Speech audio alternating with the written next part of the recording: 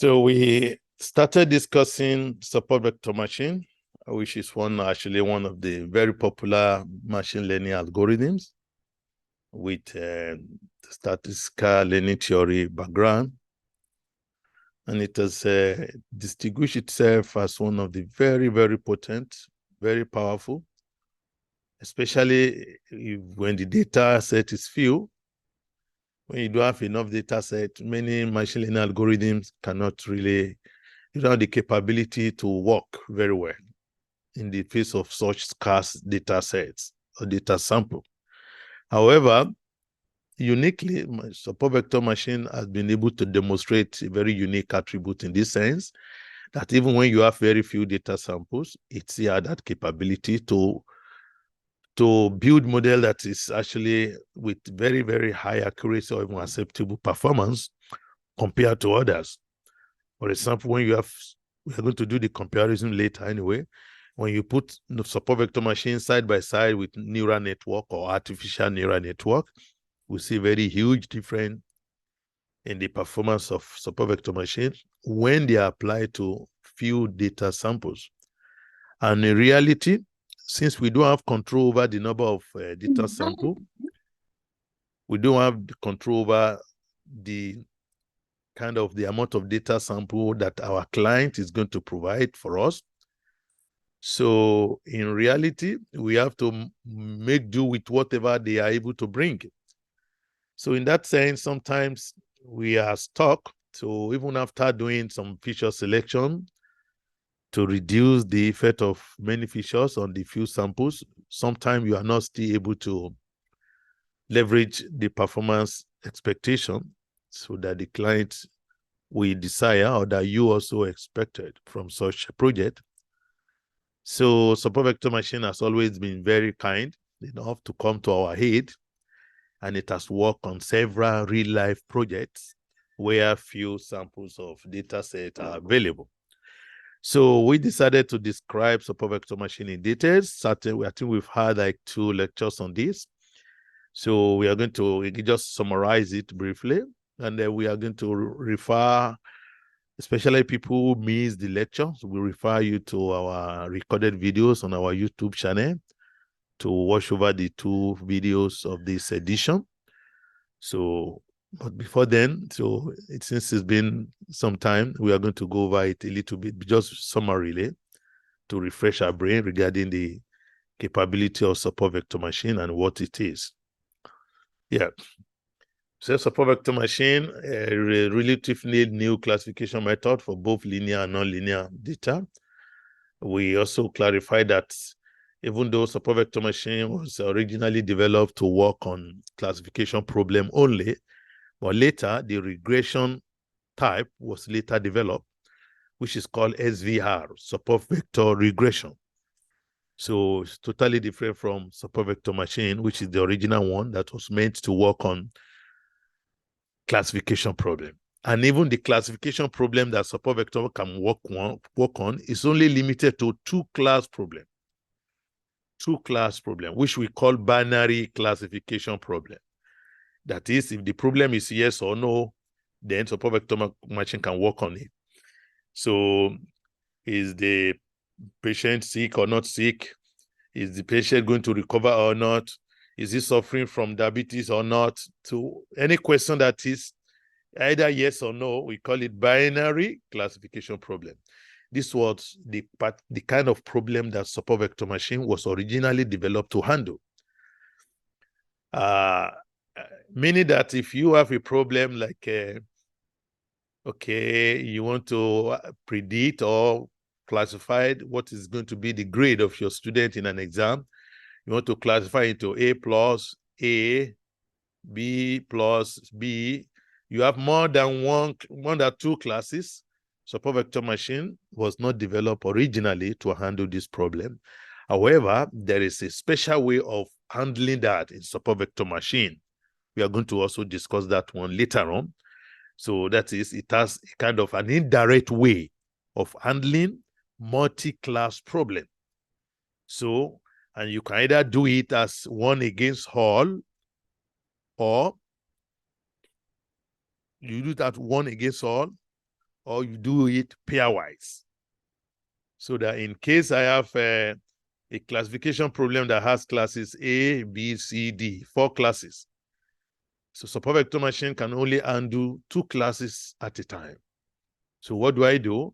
Either I use what we call one against all, or I use pairwise SVM. See, pairwise means I'm going to build model for A, B. You build a model binary model for AB, you build another one for AC, you build another one for AD. That is, then you build another one for BC, and then another one for BD. You pair those classes, and then you build different binary classifier, SVM classifier for them. But for one against all, support vector machine is able to try and build one against all. That is, you build a classifier that is having A versus B, C, D. That is, we are going to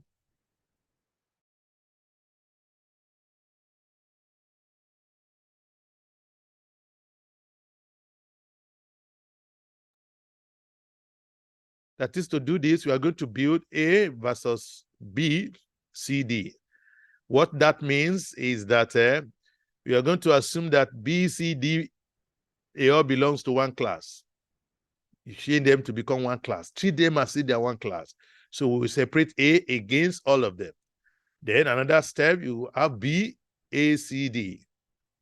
Separate B also from the rest, while you can also have C against A, B, D. So that is an indirect way of solving classification problem by support vector machine. But know that originally it was built to handle only binary classification problem. If you wanted to solve multiple class problem, then you have to use the indirect method that we just summarized. So support vector machine, we said it uses nonlinear mapping to transform the original training data into higher dimension. The basic principle behind support vector machine is that it always believes that you can always draw a separating hyperplane between 2 classes of data. You have data set that belongs to 2 classes. We can always separate them by separating hyperplane. If it is not possible to be separated at some level, you push it to higher dimension. And this is the big secret of support vector machine. It believes that everyone has a dimension at which it will become separable, no matter how complicated that data is. If you are not separable at lower level, you could at second level, at third level, you keep pushing up and up until you become separable. And we give an example of this there to understand the idea of transforming to higher dimension in real life. We'll repeat the example again. But before then, so with the new dimension, once you put a new dimension, it searches for the linear optimal separating hyperplane, which is the decision boundary. So that some will be here, another will be there. We have a separating hyperplane. So some will be here, others will be here. These are the separating hyperplane. This is support vector machine. It's always how this belief that every system can always be separable. So with an appropriate nonlinear mapping to sufficiently high dimension, data from 2 classes can always be separated by the hyperplane. And so it defines the hyperplane uses support vectors, which are the essential training tuples, and the margin divided by the support vectors. Yeah. Another thing we did discuss then, let me give us the scenario I just mentioned here. That how is he able to use a nonlinear mapping to transform the original training data into higher dimension? I'll give an example in the sense that let's look at a case when we say a problem is linearly separable. There's some problem that naturally they are separable, no issues. If you look at your student in class and you want to separate those that are tall from those that are not tall, you don't need mathematics, you don't need more trouble to do. By looking at people, you can be able to know that, hey, can you go this side? Hey, can you go this side? Or at the maximum, let them take their height. So easily you can separate people. However, this is called linearly separable, a problem that you can easily separate. You just draw a separating hyperplane. However, there are situations, there are problems that you cannot just do that. It doesn't work that way. For instance, you want to decide if somebody can run marathon race or not. You cannot decide if someone can run marathon race by just looking at them in class. There's no way you can do that. If you do that, maybe you risk someone taking you to court that, hey, he decided that I cannot run marathon without subjecting me to any test. You cannot do that. By looking at someone, you cannot determine who can run a long race or not. You can't do that. So what do? You have to subject them to something. And that is the idea of transforming that data into a higher dimension. So we say, okay, all the students should run from point A in the university, or from building A, or building 1, which is the administrative building. You run down to the classroom to fro. So there's a classroom 1, you are here teaching. Okay, move from classroom, run down to the administrative building 1 and run back. So by that, they do this race and return back to the class. Some of them, of course, you must have made provision for ambulance because some people will not be able to make it back. So some people will not be able to make it back to class after even 1 hour or more. So by that time, when they finally made it back to class, you clearly know who can make it and who cannot make it. Because it will become very, very clear that, oh, this is a group of students who can participate in a very long race or a quick race, as the case may be. And these are the other group who cannot do that. In that case, you can now separate them. This is an example of what we can call non-linearly separable case. And we do have majority of real-life problems, they are not linearly separable. So we keep pushing them to higher dimension until they become separable. And support vector machine is very, very powerful in this sense. It's one of the very unique capability of support vector machine. Another thing we mentioned was that support vector machine also is very unique and effective, especially on high dimensional data. See, when you have high dimensional data, that is when the number of features are many, the more the number of features, the more the challenges that come with it. So the complexity of trained classifier is characterized by the number of support vectors rather than the dimensionality of the data. So support vector machine is able to beat the complexity problem in the sense that once it trains the model, it will generate support vectors. It will generate support vectors. This is, let's say, this is the separated hyperplane. These are class 1. This is class 2. It will keep pushing back this hyperplane until it touches one of the samples. Let's say it touches 2 here, but this side it touches only 1. Once it touches 1 or 2 or more, it will stop.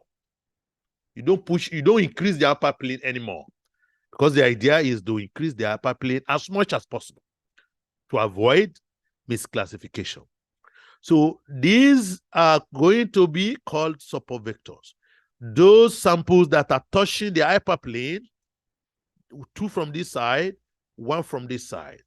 Sometimes it could be more, but at least you have to have at least 1 from class A, 1 from class B. That's the minimum. Otherwise, you don't stop. You keep increasing the size of the hyperplane until you get to touch one of the samples.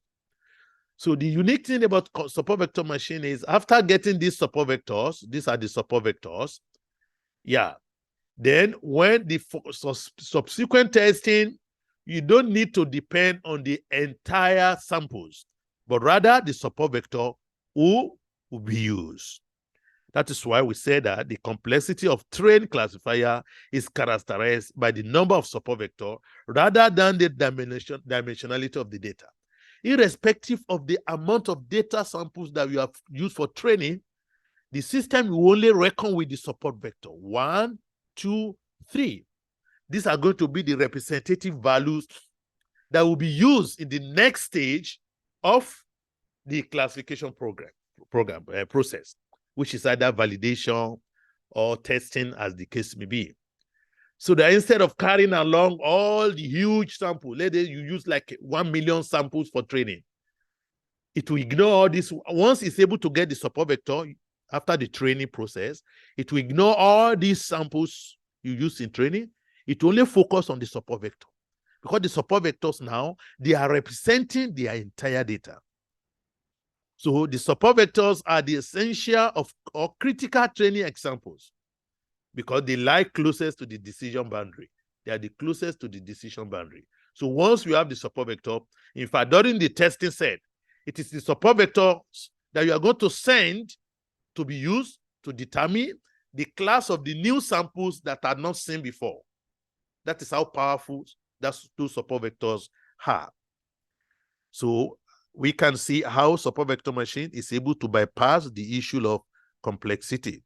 Unlike other training, other methods or other algorithms, they always carry along all the training samples to be used later when they are going to do the testing. So which is a case of having more computational complexity. Now, we say if all other training examples are removed and the training is repeated, the same separating hyperplane will be found.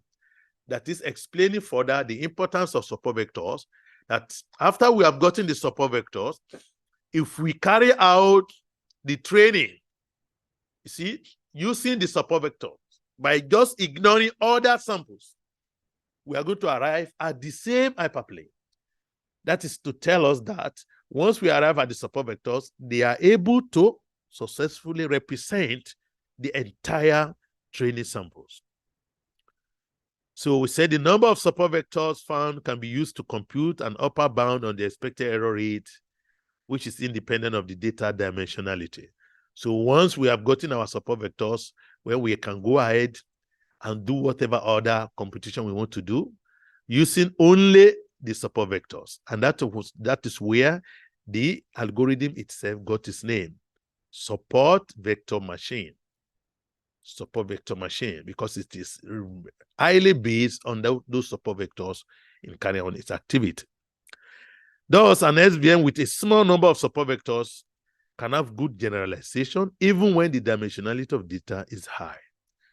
Sometimes when the dimensionality is very high and the number of samples is not very much, the system can suffer from what we call cost of dimensionality.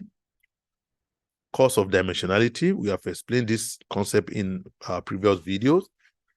Cost of dimensionality is the problem that arises when the number of features are so many. However, the number of samples are not correspondingly increased. And in reality, we don't have access, we don't have the capability to increase the number of samples as we wish, because this has to come from our client, and they can only produce what they have. Especially in material science applications, we usually receive very few data samples. So in that case, we often go for support vector machine as a means of trying to avoid or reduce the effect of cost of dimensionality on the data set. So the support vector machine is a very, very powerful machine learning algorithms that have actually been demonstrated to work in several areas, often with very unique outcomes. So where some of the historical stuffs, like I said, we can catch up those in the previous videos. So this is what we've explained. So when we have our data set, then we try to draw a separating upper plane, start with a line, and then try to push back this line to this side, push back to this. You keep pushing until it touches one of these, until it touches one of these. So those ones that have been touched, they are referred to as this support vector. So you can see how it's touching this, it's touching this, It's not touching this. So we have 2 support vectors from this class. We have 1 support vector from this class. It's not touching this. See, and we have several hyperplane that is possible. Your hyperplane can be like this. It can be like this. But you draw the one that will give you the widest margin possible for the hyperplane. And that is why there's a mathematical stuff. We discussed that always. We discussed that earlier. There's a mathematical way of checking which one is going to give you the maximum margin. You can see that this is a small margin. So we don't stop. We keep increasing until it becomes maximum margin. You can see here, if you draw this, you can increase it before touching. You can increase it a little bit. That's why we call it small margin. So it's not a good option. But when we decide to, you can see that this line is different from this line, but the same data set. When we make it a little bit slanting, you can see here, this one is a little bit slanting compared to this one. We're able to increase more. If you make it another slanting, it will be too close to this one, you can't increase it. So there are different options will be checked, and then the one that generates the large margin will be selected. So this one gave us the maximum margin, so we're going to go with this one as the large margin hyperplane that we're going to use. That is how support vector machine works. And once you have done that, those that are sitting on the edge of that particular margin, touching that margin, they are referred to as the support vectors, and they are going to be taken as the representative samples for the entire system. So for computational complexity, it makes it very better because we can as well ignore all the other samples. Like say you've trained a sample with, you have trained the model using 2 million samples. Once you get the support vectors, it could be just only 10 support vectors or 5. 2 from one side, 3 from the other side. Those 5, they are enough to represent the 2 million training data set that you have used. That is how unique support vector machine can be. So which means during testing or validation, support vector machine takes very, very short time. It can take a lot of time during the training process. Yeah, it can take a lot of time during the training process. Especially you have to first of all convert your data into higher dimension to be sure it will become linearly separable. However, once you take your time during training and you generate the training, the support vector, the support vectors, then the testing set, the validation set becomes very, very fast compared to others. Because when you are going to take, when you are concerned about the computational complexity of your of machine learning development process, you have to check the training set, the time taken for the training, also the time taken for the testing. Then you can see the difference. Support vector machine can take a lot of time for training, yeah. However, when it comes to testing, it doesn't take much time because it only relies on support vectors. It doesn't go through the entire 2 million samples you use for training to decide the position of the new unseen samples. So that is how support vector machine do work. Now, so moving further, then we also clarify, we say, okay, we have 2 cases of a problem you can face. We have faced a situation whereby the problem is linearly separable.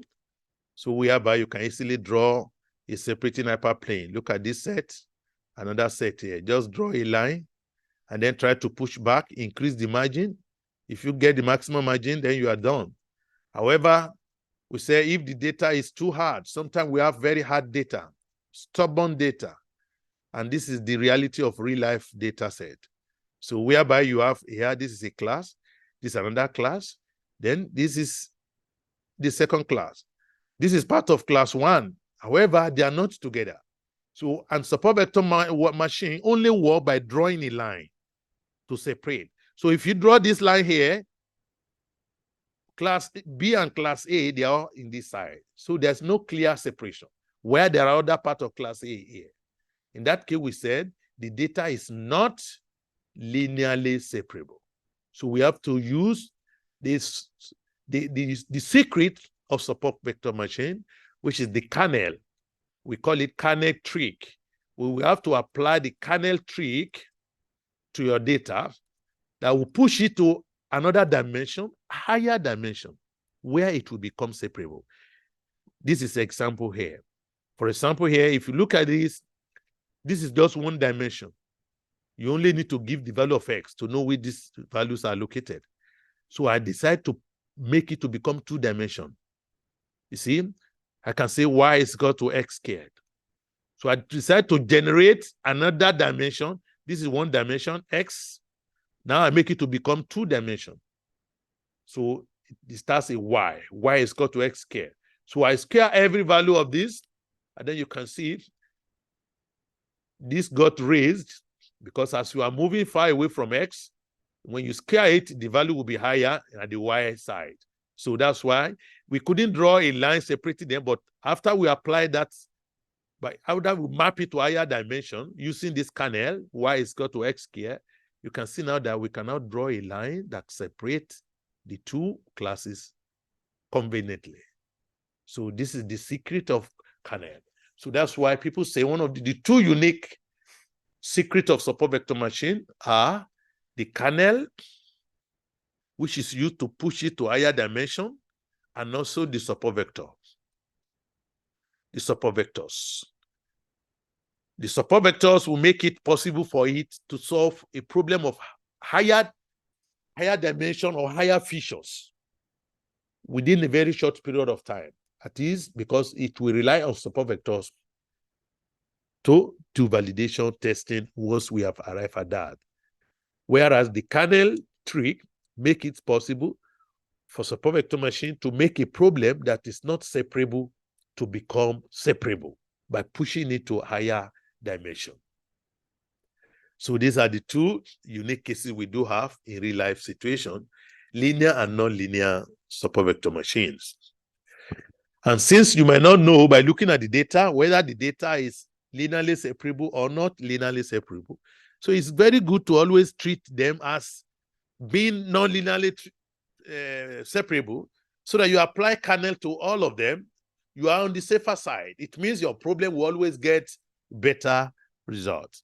And like I said, it has been used successfully in several real life applications, often with successful outcomes.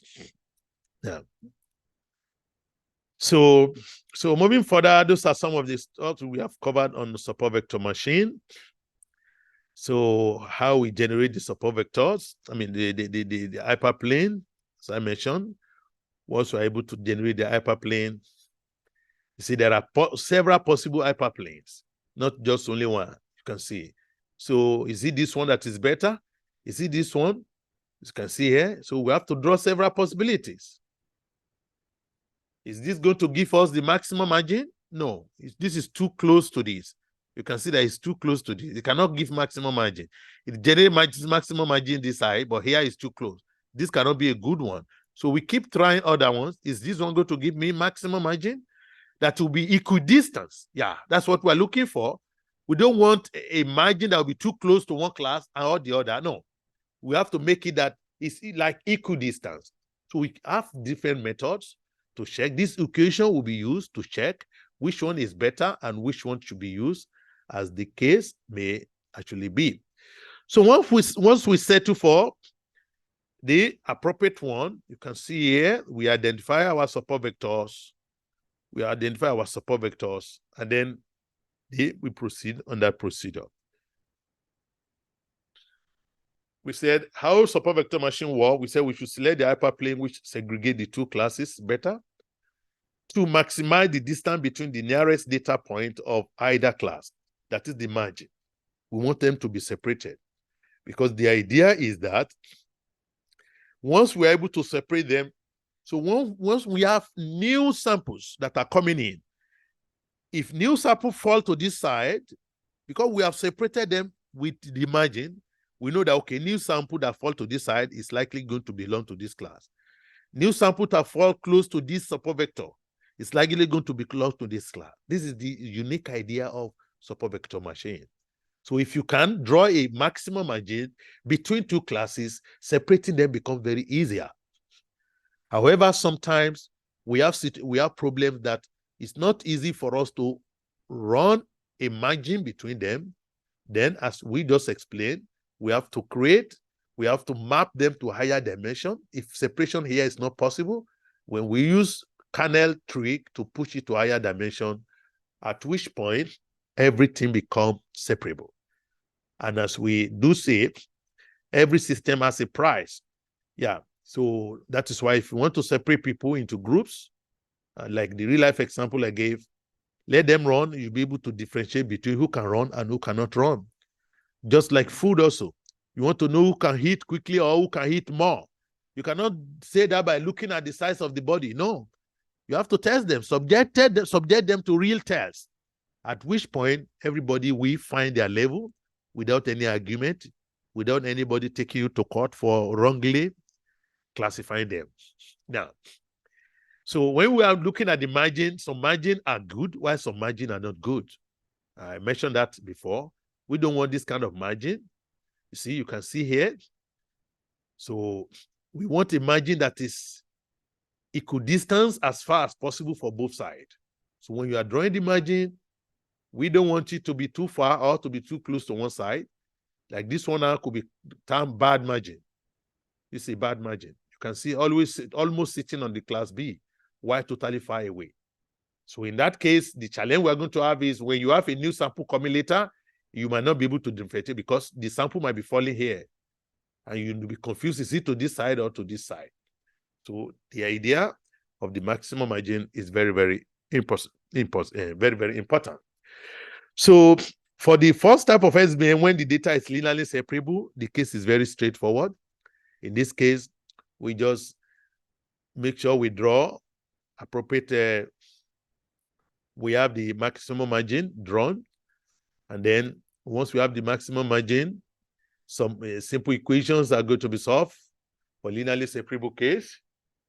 And then the good thing is, like I said the other time also when I presented it, we're just presenting this for us to have some background information about what is going on within the black box system that we are using. However, as somebody who is only interested in applying this concept, you don't need to know all this mathematics. Let me clarify that point. You don't need to know all the mathematics that are involved. Your own is just to have your data set, know how to insert your data set into our Weka or into the Python, whatever environment you want to use. And then these softwares are already written by some people. Just call them, supply your data set, and then it do the work for you. But we just decided to pick support vector machine to go into some little details about it because of the uniqueness it has and the powerful capability that's often presented on different applications. Be you oil and gas, medical applications, security, it's always having very unique capability. So that is the essence of showing us this so that we can have some little details of what is going on mathematically down there. But those who are scared of mathematics, you don't need to, oh, I cannot understand this. No, there's nothing like that. So you don't really need to go into those details of mathematics before you can use them. Like we always say, machine learning for all. You can always do that once you have the appropriate packages to lay your hand on and to apply. So those are some of the mathematical formulation of the margin, because when you're drawing the margin, you are not going to be using your hand to draw it. This is just sketching for hypothetical demonstration. However, mathematically, this thing will be solved to know what are the margins that are appropriate and which margins are not appropriate. This will be determined mathematically in the software. And once you have done that for the linear SVM, then simple system after determining the margin for class A and class B, then we move further to do the simple formulation. And then we solve the optimization problem. So support vector machine, this is one of the reasons why it usually take some time to finish training, because it involves optimization problem. So you formulate the primer form, you have the Lagrange formulation, and then this will be solved as an optimization problem. And then the optimization problem is summarized thus. So it's a maximization problem, maximize it, and then subject it to the condition where the NS that is conspicuously stated here is the number of support vectors, is the number of support vectors that will be identified from the entire data samples that have been used. So that is, I think that is it. So the next thing we are going to look at later is the nonlinear support vector machine. When we have the nonlinear case, how do we do it? How do we do the formulation? By the grace of Almighty God, we are going to continue as the case may be. So thank you all for listening, and then wish you all the best.